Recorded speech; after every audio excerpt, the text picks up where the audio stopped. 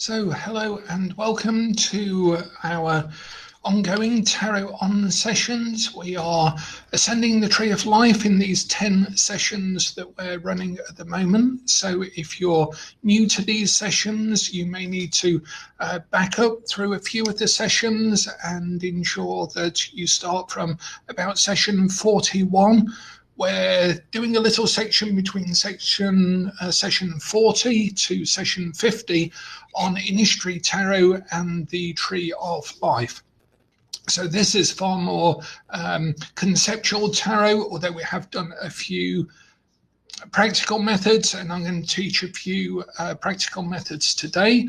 And hello to everyone joining me in the live class. Hello to Evan and Adela, Tony, Derek, Lisa, and every other member of the Ooze. That is the original order of online hermits, or the OOOOOHs. I'm glad to see you all safe and well in our circle as we travel along the caravan across the plains of lockdown here. Here in the UK, it's recently been announced that we seem to have passed the peak of the first wave of the pandemic. So they're looking to begin to release some of the restrictions that we've been living under for the last several weeks. And I'm hoping to maybe time these videos so that as we come out, we can smoothly ascend back down from the rarefied heights that we've got to so far and start to do some more practical methods on the way out as well. And who knows, there may even be a structure to all of this. Who knows? So today what we're going to look at is we've ascended towards the top of the Tree of Life. In our previous sessions, we started a long time ago, several sessions ago, down at Neophyte and Zelator, and we moved up the Tree of Life very slowly, looking at some of the grades and some of the critical points of initiation through the Tree of Life, through the Western Esoteric Initiatory system. So hello, and hello to the Netherlands as well. We are truly a global community here. And we're going to take a look today at Binah and Chockmah. Yesterday we saw what Dion Fortune had to say about Hesed and Geborah, and the way that, Romania is 15th of May. Excellent. Yeah, I know it seems remarkable that we are relatively positive about there only being several hundreds of deaths. And, that is tragic for each person. But obviously, as the numbers come down, it gets better and better as we go along. There are less families having to face that grief.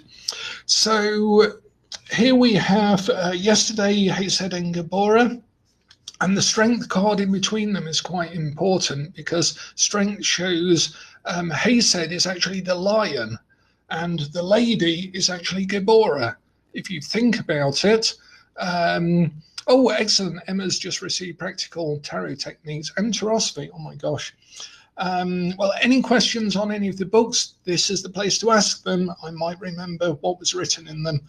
So Hesed and Geborah act as the loving but active influence into the world. It corresponds to Jupiter, so it's everything that is expansive, whether it's light or love or generosity or joy. All of these things come from Hesed, but it's also the source of all form, and all of the energy comes out of here and then it's formed in Geborah. And Geborah is the organizing principle of the universe at a high level. So we saw yesterday that people like Walt Disney and other visionaries basically tap into Hesed up the hermit path into their awareness. and are able to find that light and see where it's going and then follow it back up the tree. And then they become co-creators with that as it then ricochets down the tree. So they align themselves as a hermit is holding the light of the star, which is the vision, within their lamp, and they align themselves in order to make this bridge between the conceptual flow of the entire universe and their own awareness and their own sense of self. And with the whole universe with you, behind you, and through you, there's nothing that you can't not do. So you basically align yourself to this flow. Now, I think it was Michael Rapino said a few days ago about in the Facebook group about what is it like to say not be in the right state to do a ritual. Now, the trick with rituals to make them work, and we're going to go on to sigil magic tomorrow, or maybe introduce it today, but certainly look at it tomorrow, is this. You have to work without lust of result. It's an almost impossible mental state to be in to make magic work.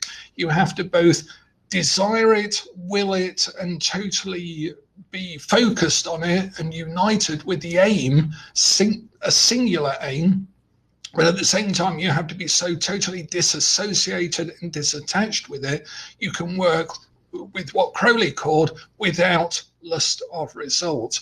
And that very peculiar state of consciousness is the only state that magic will actually work, your ritual will actually work, because then you align yourself with Haysaid by entering the state of the hermit into awareness, and then it comes down. Now, you might not quite be in the right state of mind, and the ritual or the drugs or the trance state or all of the other things that you can do to set yourself aside so that the universe can work with you might not be entirely 100% in place, but what then happens is you get a partial result. So my teacher used to say, if you do a ritual for £100 and the following day you get 1,000, then the ritual has failed because you haven't attained your willed result. And you should question why the ritual has failed and you've got £1,000 instead of the £100 that you asked for in the ritual. And basically that's a slight misalignment here. You probably wanted a little bit more money, but the rest of the spell was powerful enough and your state was liminal enough in between in order to allow that to flow through. And this will make a little bit more sense when we look at the practical magic that we're going to look at today and tomorrow, perhaps today. So let's take a look a little bit higher then. So we might imagine as well that Chockmah and Binah are higher states than the ones we've seen before, and these Gibora and Haysaid are higher than these. You see, when we think about us as human beings, we're sort of down here, and this is our brain, our mind, and this is our emotions. And so they reflect these higher states. So every single flow and atom of outpouring into the universe is picked up by our emotions. So we can be open to that entirely. And of course, we do that through the wheel path when we align ourselves to the wheel of fate and fortune. It's when we make our fate, our destiny, by fully aligning to it. And then on the other side, that structural thing is every pattern that is buried into the universe that we pick up in our mind. And, we make computers and programs a little bit like the brain works because we make them from our brain. So the computers reflect what goes on in our own brains. And this is Hod reflecting on the higher structure of Gibora through that's a reflection of the above and the below, that we're always fastened to the structure of everything in everything we do. This is also why I say that there's no such thing as an accidental oracle, because no matter what you do, it's a bit like when people do a path working and they say, oh, I'm just making it up. My question is always, making it up from where? Making it up from where? Yes, you are making it up, but you're making it up from a predetermined structure, and that's really important. So Binah acts as the huge womb of everything. So in effect, it's everything and nothing. Everything above the abyss is very difficult to conceptualize because our brain is down here. It's very difficult to feel the full flood of Haysaid. When you have a Haysaid experience, you know about it because it's totally overwhelming. Whereas a Chockmah experience is mind-bogglingly unexplicable and unexplainable to the emotions. It's a transcendent experience, literally, because it's above the abyss, and there is no self above this point, which we're going to come into with our gems in the lockdown reading. I'm going to read this evening and tomorrow from Bernadette Roberts. And she is one of the true mystics, contemporary mystics. Now, she works from a Christian point of view, but is there anyone else finding this breaking up? Adela is just pointing that out in New York. Hello to Egypt as well. So the experience of no self is one of the higher forms of mysticism and mystical states. So as we get to the top of the tree of life, I wanted to read some of the more mystical things that I found interesting, useful, and relevant in the past. So the Empress fastens Binah and Chockmah. So we have this the top of everything that's active over here, and the top of everything that the top of everything that is active here, and the top of everything that is passive here. This is the Great Father and the Great Mother. So they are united by the Empress, which corresponds to Venus, which is the only symbol that goes on to the whole of the tree of life. So when we draw a symbol of Venus, we draw a circle and a cross, and that connects the whole tree of life. And so the Empress is a symbol of unity. She relates to the path, the Hebrew letter of Daleth, which means door. And the door, of course, is the door of the divine to come down into the whole of existence through the abyss. Wow. So it's big stuff up here. And when the Adeptus Exemptus loses all of their identity in order to become a babe of the abyss, they travel into Binah across the abyss, across the wastelands of non-beingness. And this is where we get all Zen, all mystical, all St. John of the Cross, or St. Bonaventure, all cloud of unknowing. This all relates to this. I've got a couple of books that I can recommend on this very subject. I would start with my own, The Magician's Kabbalah, but I've also recommended the Kabbalah Decoder, which I'll put another link in the thread when we're done. Okay, Bahe? So that's the Empress, and then we have Keter, which is the ultimate unknown singular point, and the desired ipsissimus point from the neophyte at the bottom comes back to utter simplicity, and the whole universe makes sense when they get to the top. It's a little bit like, I think I've said before, the Zen koan about, first of all, there was a mountain. Mountains are just mountains. And then there was no mountain.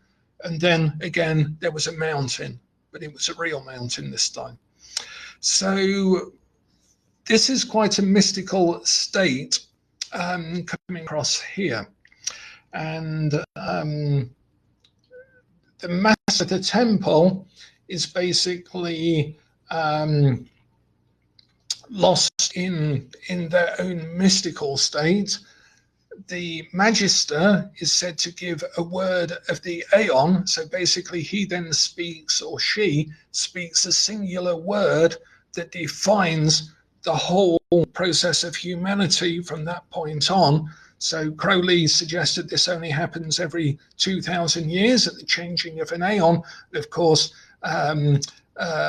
Jesus declared a word, and then Crowley declared a word, and you can make of that what you will. But in terms of personal ascent, then it becomes the singular word by which you then hold your whole knowledge of the divine within that particular logos. So it's more than a word, it's more of a state that is a singular state of being that is unique to you as what is left of you as a human being, channeling the entire divinity into manifestation. And that becomes the singular word. You are the word. You are the word. So that's basically the top of the tree. It gets a bit weird and a bit mystical above the abyss, as we're going to find out. Now, around this sort of stage, this middle stage, we start to look at the tarot as more of a language, an initiatory language. And it's very important that we have learned this language in our earlier stages so we can now use it to conceptualize very abstract concepts. So, as I said, if you want very practical, when will Dwayne come back to me techniques, then scoot back about 30 videos, because we're now sort of looking at tarot as a language for spirituality and initiatory progress. So I'd like us to look at some basic numerology today, and then I'm going to introduce something I call tarot equations, which is something quite unique, I think, but it's something we've been playing around with in a book that we've got forthcoming on tarot and numerology. They'll be under our Andrea Green moniker, our pen name, Andrea Green. So it's a basic numerology book like all of the other Andrea Green books, but it will have some really intense stuff hidden underneath it, but hopefully in an accessible way. The rule of our numerology book is as long as you can add up some numbers or follow the adding up of some numbers, you don't need any more maths to understand the whole of the numerology book. And I hope what we're going to do now will make sense along those lines. So in terms of numerology, there's a particular number that is in a load of numerology books. It's on thousands of websites. But I wanted to discuss it from a very different point of view. So if we can share this amongst ourselves, it's a sort of secret, but it is something that is very common out there as well. And maybe we can have in our order our secret method for this particular number. So what I want to do is show you this card. So we know this card, we've talked about it before, the Fool. And the Fool represents, you can put your comments in the thread, in the comment thread.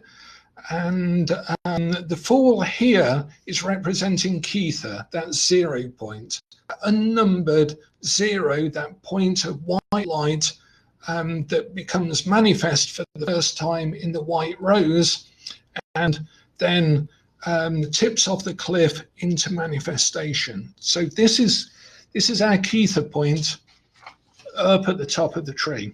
Okay, so there's Kether, and there's the Fool and the Magician on this side of the Tree of Life. So the Fool is the very first thing that happens in manifestation. And when the Fool gets to the bottom, when manifestation gets to the bottom, it turns into a little white dog, and the little white dog starts at the bottom of the Tree of Life and then goes up as faith all the way with the Fool until they both get to the end, and then they fall off the cliff again, or jump off the cliff indeed, and then go round the cosmic cycle in an eternal spiral. So the dog is faith that stays with the Fool all the way, even though the Fool has fallen into manifestation, then the dog then follows him back and is with him every step until the very last step, where even the dog can't follow. And that's really important, that faith cannot follow across the abyss. And we're going to read about that in Bernadette Roberts very shortly. So the next thing I want to show you is the tower. Are we going to do this in the right order? Let's do it in this order, right order. So justice. And justice, as we know, card 11, so that's 2 wands. So that's in Roman numerals, or well, in English numbers, it's a 1 and a 1. So remember that. We have a 0, then we have a 1 and a 1, or an X1 in this case, as the Latin. So this is justice, and the 2 pillars are two wands either side. So justice to me in this context we're going to cover today is truth, is the skulls of Mart, the ancient Egyptian goddess, who represents measuring and rightness, and even the gods were subject to the balancing of Mart.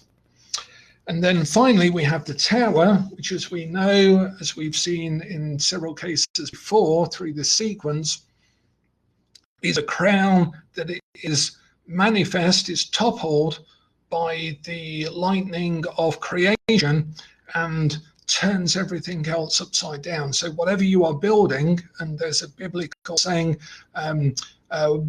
if you build the house without the Lord, then you build in vain. So basically, if you're not following the structure of the universe when you build something, if you think you're just doing it by yourself, your own ego is building it, then it will get so far, and then the universe will intervene in order to remind you that you're not the one in control. The universe builds things, we plan them. It's not the other way around. Most people think the universe has a plan and we have to do the building. But in fact, the universe is building everything. It's very good at that. And we are the ones who think of the plans and the structures and the rhyme and reason for it after the fact. So we have these 3 cards. Now, in terms of initiation, they're very important because what we have, if I can hold them straight here, is the spirit, truth, and shock, change, initiation, an upturning, a new state. Okay, so we have the spirit going through a rebalancing, which is very shocking, very sudden, and very accelerating in the spiritual life. Now, the reason I've chosen these cards, and if you're hopefully one of the students of the Crucible Club, or you're learning your Kabbalah and your correspondences, you'll know what is happening here already. You'll recognize these cards because the correspondences, which you should know in your head as you go up the Tree of Life, are Aleph, Lamed, and Pei. Okay, the Hebrew letters that correspond to these cards are Aleph, Lamed, and Pei. Now, Aleph, Lamed, and Pei spell a word. So this illustrates a word, and that word is Aleph. So Aleph, the letter that corresponds to the Fool, is spelt A-L-P, Aleph. And of course, that is then spelt Aleph is then spelled Aleph Lamed Pei again, and the Lamed in it could be spelled Lamed Mem Daleth, and the Pei in it would be spelled Pei Hey, or Pei Aleph, sorry, I think. And then they break down further and further and further down an infinite loop, like one of our Umberto Eco or Georges Louis Borges stories. But let's take it at the very top level. This spells ALP, which is Aleph, which is the letter that is associated with the Fool card. And this is the full spelling of the Fool, or the Aleph. Now, here's the interesting thing. So if I write those cards down here, Full, Justice, and Blasted Tower, symbolizing initiatory progress of the tree through a series of the spirit going through checks and balances and changes, then we can write underneath that Aleph, Lamed, and Pei equals that. So that's Aleph, Lamed, and Pei equals Aleph. And here's the numerology. I said we'd do some numerology. Aleph, the actual letter, has the value of 1. Okay, so Aleph in Hebrew has the value of 1. But Aleph, Lamed, Pei adds up to something else. So if we take Aleph, Lamed, and Pei, we get the Aleph is the 1, of course, the Lamed is the 30, and the Pei is the 80. Okay, so here's our numerology, our gematria, in fact, because it's a form of Hebrew numerology. Aleph is 1, Lamed is 30, Pei is 80. That adds up to a very interesting number, 111. 111. So when I see the thousands and thousands of web pages and blogs and books and angel numbers and things like this that say that 111 is quite often it's you're going to go through a spiritual change, or the angels are trying to attract your attention, none of them seem to say why is it 111, other than it's a power number, or it's 3 ones, or it's a particular number. But everyone seems to recognize that it is a powerful number.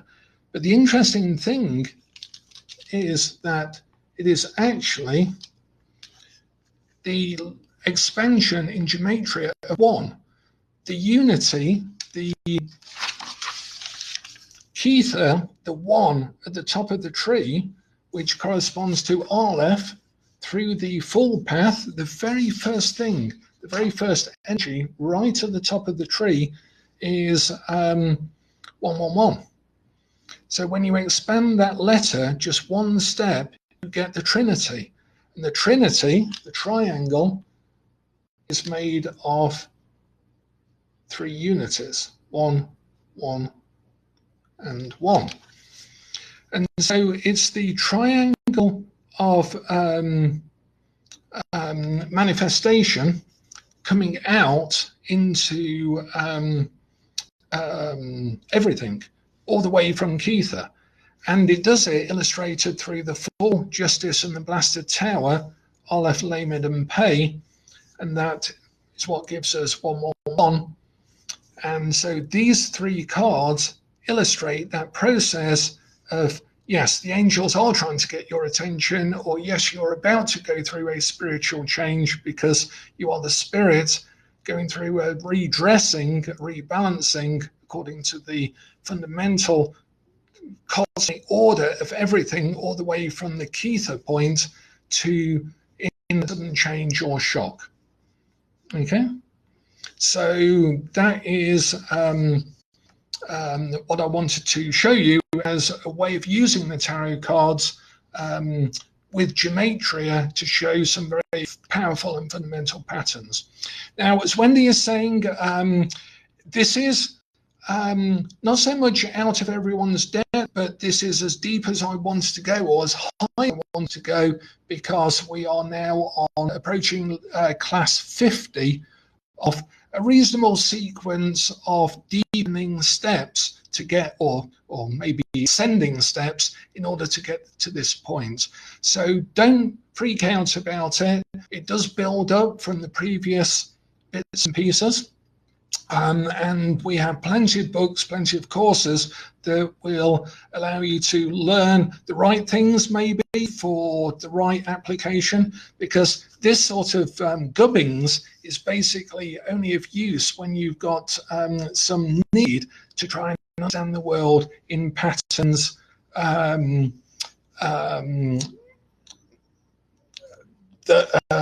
sort of conceptual or spiritual or initiatory or magical or whatever you want to call them. I started with those 3 letters because they spell out the very first letter of the Hebrew alphabet. Because what I wanted to go on to say, and also because I knew they added up to 111, and when we've been writing the book on numerology, we had to address the number 111 because everyone asks about it, and people talk about it being an angel number and all sorts of other things. But this is our take on it. But also because I wanted to point out that you can now take any of the Hebrew letters, like, for example, the letter Beth, for example. So the Hebrew letter Beth, the same letter, it corresponds to the magician, and we can do this for any of the letters, like Gimel for the high priestess, or Daleth as we saw for the empress. And Beth is actually spelled Beth Yod Tau. Oops, I'm holding my pen not flat, so it's running out. There we go. Beth Yod Tau. So Beth is spelled Beth Yod Tau in Hebrew, and that, of course, is the magician plus the hermit plus the world. So we can expand the magician and the letter corresponding to it to those 3 cards. The magician is actually composed of or illustrated by the magician, the hermit, and the world. Isn't that incredible? Because then we've got the magician of hidden light in the world. So the light shineth in the darkness, but the darkness comprehendeth it not, is what you're told as a neophyte in the Golden Dawn. And that is illustrated by Beth underneath the magician. Then you do it with Gimel and Yod and every other letter, and you'll find the hidden illustrations of each of the major arcana patterned out through their correspondences. And because the Golden Dawn and Waite and Crowley use these correspondences, they cannot help but follow that pattern. Does that make sense? To some extent. As I say, it's fairly abstract stuff. That's probably the deepest I wanted to go to, just to show that these patterns actually run through the entire universe.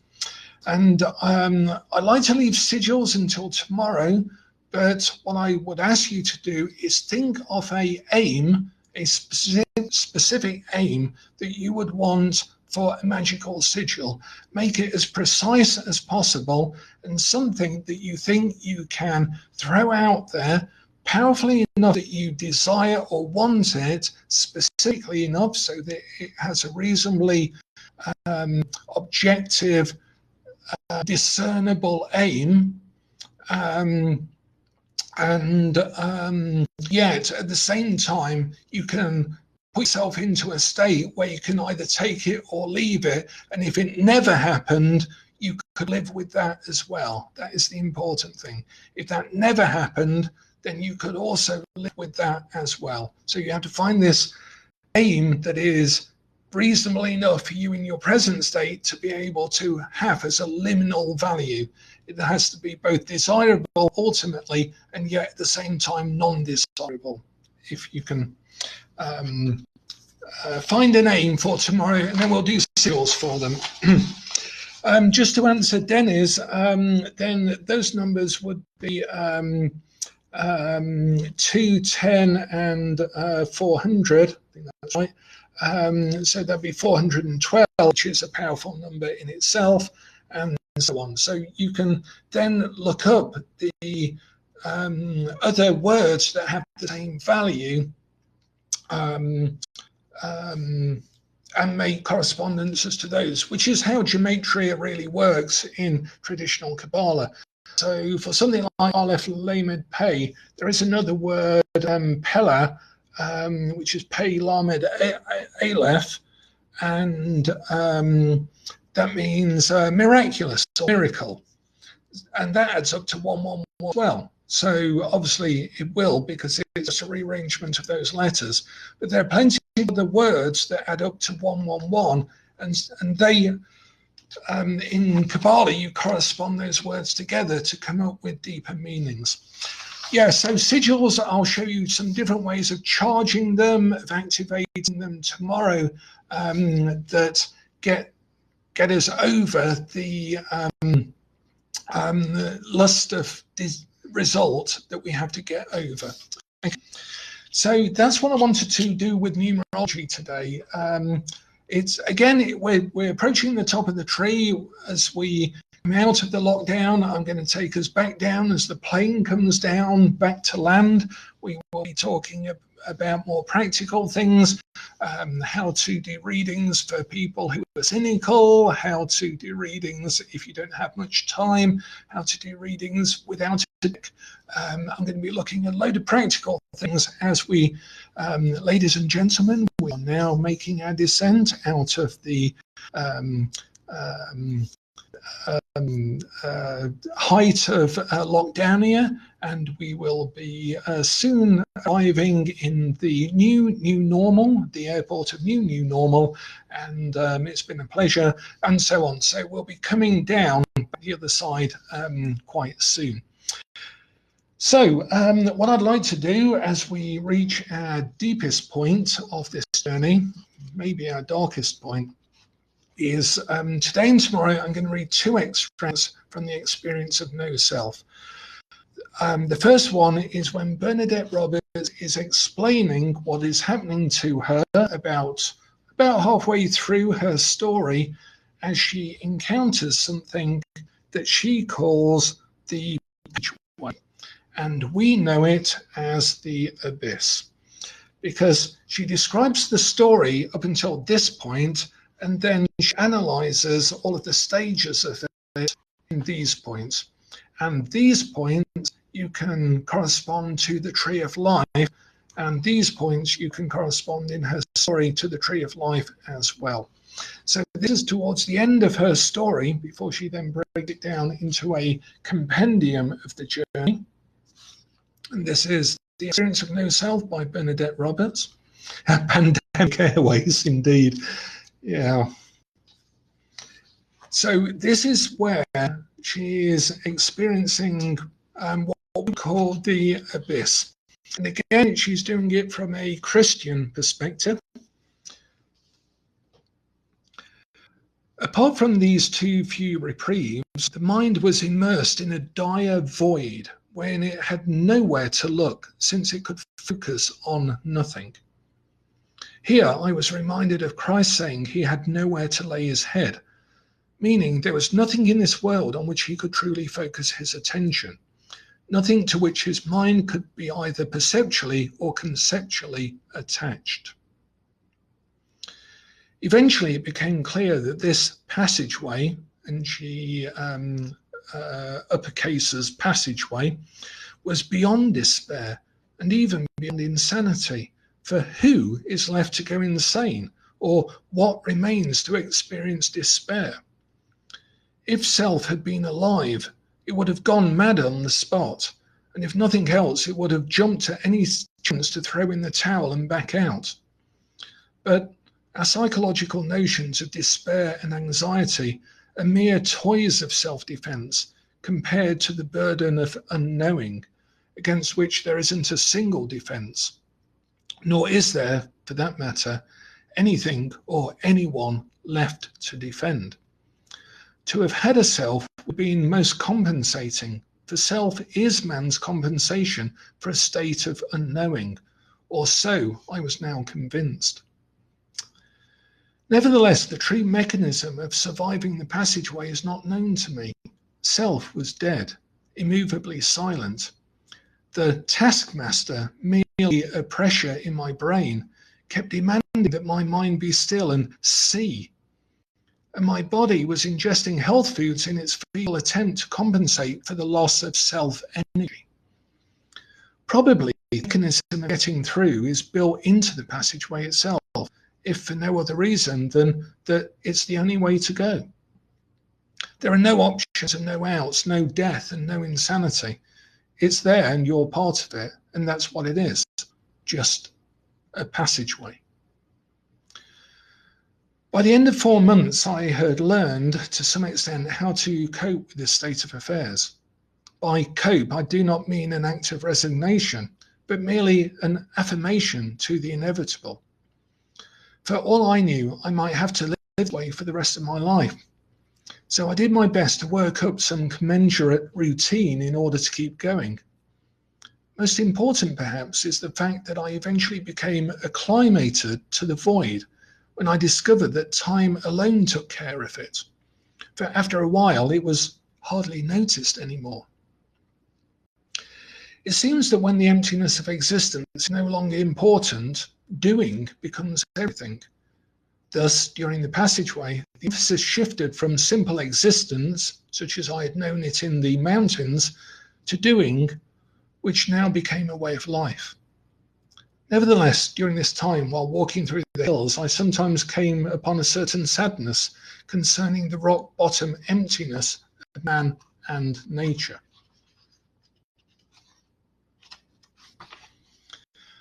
I felt bad about the fact that man lives his whole life in the false expectation that some ultimate reality lies hidden somewhere behind, beneath, or beyond what is. And I remembered my own life of searching and looking, and now saw what a complete waste it had been. All the experiences in my life had been nothing more than a head trip, a great psychological hoax, a pointless circular affair whereby I was now back where I started, not knowing any more about life or God than the day I was born. To think of all the wasted energy, studying, speculating, practicing, looking, striving, suffering, experience, and all of it, a perfect waste.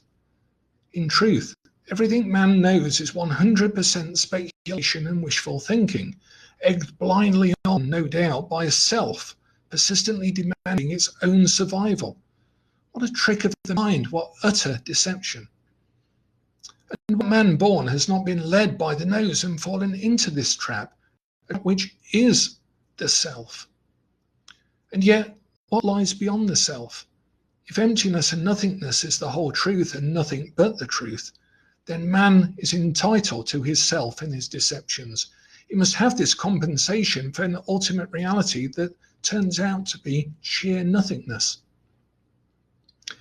Again and again in these walks through the hills and along the river, I wondered too if there were any last vestige in me of trust in God. Initially, I'd been willing to give up this thing called self because I was now assured that God lay beyond it. So I trusted and I had loved, and until the great passageway had not been deceived. But now that trust had finally been broken to pieces, for I couldn't find it nowhere. In its place was a gentle disappointment and the final acceptance of what is, which means what you see is all you get. It also means just the simple doing of whatever lies before you to do at each moment of the day, with no looking around, searching underneath, or probing behind. Just the doing that is immediately under your nose to do, and not a thing more. So this was the end of the line. I had finally come upon the great truth, that all was void, that self had merely filled in the void, and that all man's words were empty labels foraged by a mind that doesn't know a thing about its world and cannot tolerate a state of unknowing. Well, I could live with this.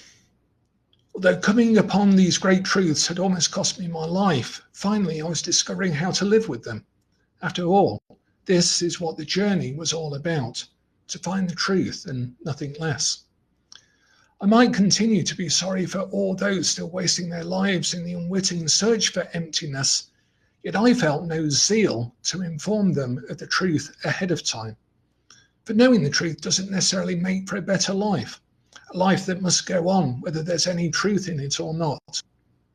Thus, with this insight, I felt sure I'd come full circle and could finally put this whole business aside and go out and make some money. So that is a reading from The Experience of No Self by Bernadette Roberts, from a section called The Great Passageway, which in the Western esoteric initiatory system that I teach, I correspond to the abyss. And we can see well and truly that Bernadette Roberts is in the abyss at that particular point. I'd like to read tomorrow the very next section that she writes, which I hope that we can presume is what happens above that particular point, that is not entirely the end of our journey. And this is not entirely the end of our journey. We are in the middle of it, we're at the depths, in the heights, we are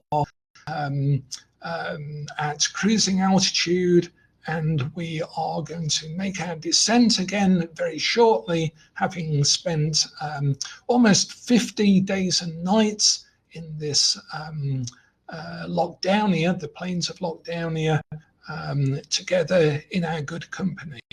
So thank you so much. Tomorrow we're going to look at sigils, so have a think about an aim or an ambition that you might have, and I'll show you how to make a sigil, how to charge it, and so on. Herman Hesse, Siddhartha, The Glass Bead Game, these are all great books in terms of the search.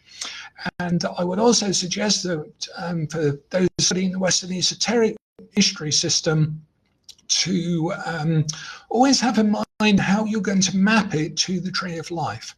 How do these states and stages map to the tree and to the tarot? Because that enables you to conceptualize them and learn along the way. Julia, basically Bernadette Roberts joking that she might as well give up the spiritual quest and just come back into the world and start making some everyday money and just doing a normal everyday job or something like that. But let's wait and see what happens to her tomorrow, because we are just on that point before we turn over the page. Okay, thanks a lot. And this is indeed a parallel to our pandemic airways flight full of the hermits. So yes, yeah. We've done a bit more than a 40-day plan. Thanks a lot for your time and attention. Any questions, put them in the thread, put them in the group, and I look forward to seeing you tomorrow. Bye for now, everyone. Take care of yourselves and each other.